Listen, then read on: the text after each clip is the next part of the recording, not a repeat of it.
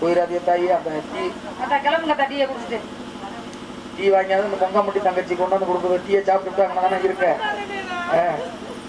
யாருக்கு? எனக்கா? முதல்ல சொன்னாங்க டீ எனக்கு மட்டும் டீ கொடுக்கலன்னா அந்த பாசத்துல பார்த்தீங்கன்னா இதுதான் தாய் உள்ளா. உனக்கு தெரிஞ்சுக்க, இப்படி எல்லாம் பக்குவமா நடந்துக்க. ரொம்ப நாளுக்கு பக்கமா தானே பக்கம் கேட்டு கடைசி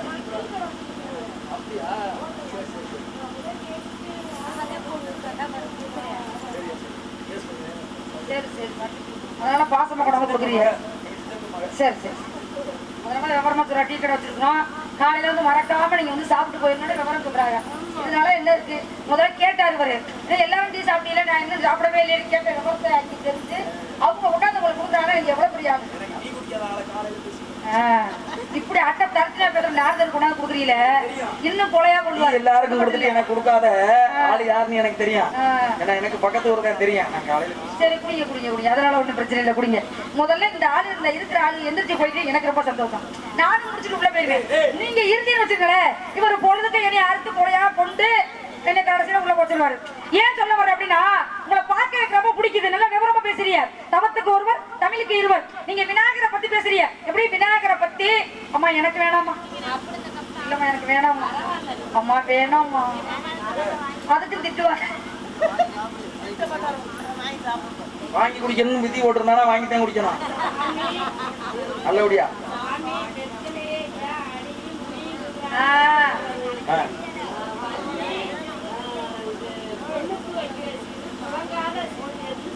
மஞ்சள் சொல்லுவாங்க. மஞ்சள் வந்து தாலி உள்ளது. வாங்கி குடிக்கிறதோட குளங்காத சீரன் மண்ணுன்னு சொல்லுவாங்க. நீ குடிக்கிற வேலையை மட்டும் பார்த்தா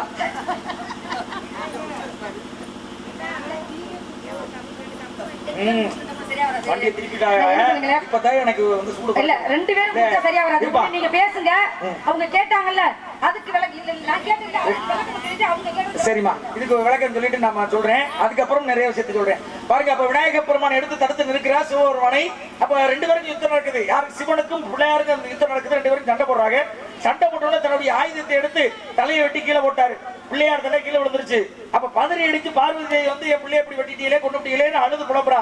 அப்பத்தான் சொன்னார் சிவபெருமான், வடக்கு திசையிலே வடக்கே பல வச்சு படுத்திருக்கிற எந்த ஜீவன் தலையை வெட்டி கொண்டாந்து ஒட்ட வச்சா உடனே ஒட்டிக்க முடியும்.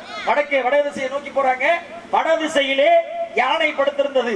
யானை தலையை வெட்டிக்கிட்டு வந்து ஒட்ட வச்சாங்க.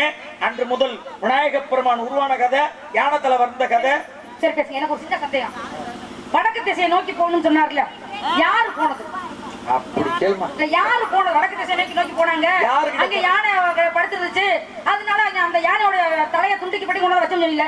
இங்க இருந்து யாரு போனது, யார போக சொன்னாங்க? அழுது புலம்புனது யாரு? அழுது புலம்புனது சக்தி. சக்தி புலம்புனால. சக்தி புலம்புனான்னா அதோடைய பூதகணங்கள்னு ஒண்ணு இருக்கு தெரியுமா? பூதகணங்கள் வந்து சிவபெருமானுக்குன்னு ஒரு சிவன் கோயிலுக்கு போயிருக்கலாம். சிவன் கோயிலுக்கு போயிட்டு வெளியில வரும்போது பூதகணங்கள் ரெண்டு இருக்கும் தெரியுங்களா? அப்ப மீனாட்சிக்கு சொக்கருக்கும் திருமணம் நடந்துச்சு. அந்த விழாவுல மீனாட்சியோட சொந்தக்காரர் எல்லாரும் வந்தாங்க. அங்க இருக்கிற தின்பண்டங்கள் பதார்த்தங்கள் எல்லாமே சாப்பிடுறதுக்கு ஆள் இல்ல, மிச்சம் இருந்துச்சு. அப்ப யார் ரெண்டு பேரை உருவாக்கினாரு? மாப்பிள்ளை வீட்டு தரப்பாரு யார உருவாக்கினாரு? குண்டோதர்கள் சொல்லக்கூடிய ரெண்டு பேரும் உருவாக்கினாரு. எல்லாத்தையும் அள்ளி தின்னு ஏப்ப விட்டாங்க. குடிக்கிறதுக்கு தண்ணி இல்ல. வைடா கைய வைடா அப்படின்னாரு. கைய வச்சாரு, வை கையா மாறிச்சு. ஓடிச்சாலையா? அதே பூதகணங்களை அனுப்பி வடதிசையில எந்த ஜீவன் படுத்திருக்கா அந்த ஜீவனுடைய வெட்டி தலையை எடுத்து வந்து ஒட்டி வைக்க சொன்னாங்க. ஒட்டினாக தலை உருவாத யானை தலை. அதனாலதான் இன்னைக்கு பூலோகத்துல வடக்க தலை வச்சு படுக்க கூடாது. கருது புரைக்கும் போது அந்த நெல்லு கருது அரின்னு சொல்லுவாங்க. அத வடக்க தலை வச்சு போடக்கூடாது அப்படிங்கிற ஐதீகம் வந்ததுக்கான காரணம் அந்த அம்மா கேட்ட விஷயம். என்ன காரணம்? இதுல ஒரு சூட்சகமான விஷயம் இருக்கு, நீங்க கேட்டுக்கங்க. வெத்தலைய துணியையும் காம்பையும் கிள்ளி போட்டுட்டு தான் வெத்தலை போடணும். அப்படின்னா என்ன காரணம்னா, காம்பை கிள்ளி முன்னாடி போடணும், முனியை கிள்ளி பின்னாடி போடணும். அதுலயும் அர்த்தம் இருக்கு. என்ன இது புதுசா இருக்கு பாருங்க. மேலோக நடன மங்கைன்னு சொல்லக்கூடிய லம்பை ஊர்வசி திலோத்தமி சொல்லக்கூடிய நிறைய பெண்கள், நடமாடுற பெண்கள் எல்லாம் இருந்தாங்க. எங்க இருக்காங்க? தேவலோகத்துல. தேவேந்திரன் ஒரு தினம் பாருங்க பூலோகத்திற்கு விருந்துக்காக உபசரிப்பு விழாவுக்கு வர்றாரு. விருந்து தேவேந்திரன் இந்த பூமியை நோக்கி வர்றாரு. பூமியில வந்து விருந்து உபசரிப்பு நடக்குது. உபசரிப்பு விருந்து வச்சோட முடிச்சோட என்ன பண்ணுவா? நீங்க கல்யாணக்கார வீட்டுக்கு போறிய, கல்யாணத்துல சாப்பிட்டோன்னு வெளியில வந்தோன்னு என்ன இருக்கும்? தாம்பூலம் தரித்தல். வெத்தலை பாக்கு தாம்பூலம் தரிக்கிறாங்க. அப்ப தாம்பலம் தெரிக்கக்கூடிய அந்த வெத்தலை பாக்கு இருந்துச்சு. அப்ப விருந்து உபசரிப்பு முடிந்தோன்னா தாம்பலத்துல வெத்தலை பாக்கு அப்படி கொண்டாந்து வச்சிருந்தாங்க.